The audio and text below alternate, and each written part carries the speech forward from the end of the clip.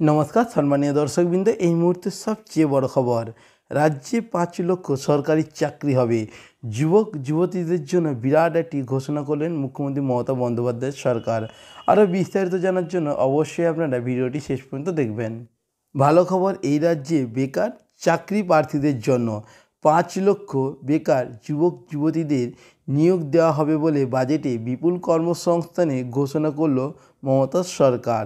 মানুষের কাছে দ্রুত পরিষেবা পৌঁছে দেওয়ার লক্ষ্যে সমস্ত সরকারি দপ্তর এবং সরকার নিয়ন্ত্রিত সংস্থাগুলিতে শূন্যপদ পূরণের জরুরি ভিত্তিতে ব্যবস্থা নেওয়া হবে বলে জানান রাজ্য সরকার।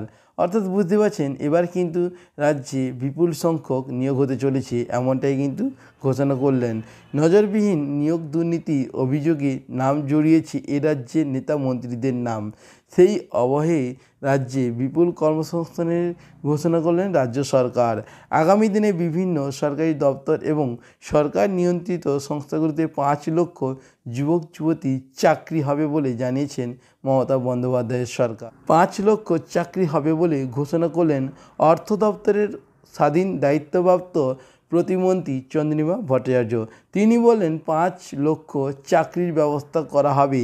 রাজ্যে বিভিন্ন দপ্তরে প্রচুর নিয়োগ করা হবে।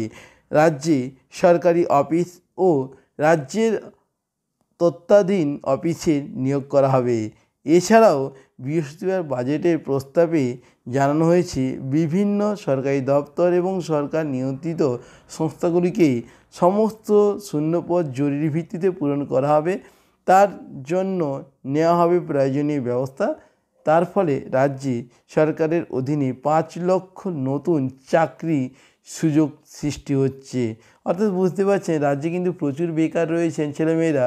তো এই বেকারদের জন্য কিন্তু ভোটের আগে একটি নতুন চমক।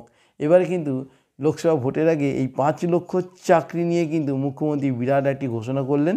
তো সবাই চাকরি পায় কিনা সেটাই দেখার বিষয়, এবং যোগ্যতা ভিত্তিক সবাই যদি চাকরি পায় তাহলে কিন্তু রাজ্যে বেকারত্ব অনেকটাই কমবে। তো বন্ধুরা, এই ছিল আজকে ভিডিওর লেটেস্ট আপডেট। ভিডিওটি ভালো লাগলে লাইক করে দেবেন এবং আপনার বন্ধুবান্ধবকে ভিডিওটি বেশি বেশি করে শেয়ার করে দেবেন। আপনারা প্রত্যেক ভালো থাকবেন। ধন্যবাদ।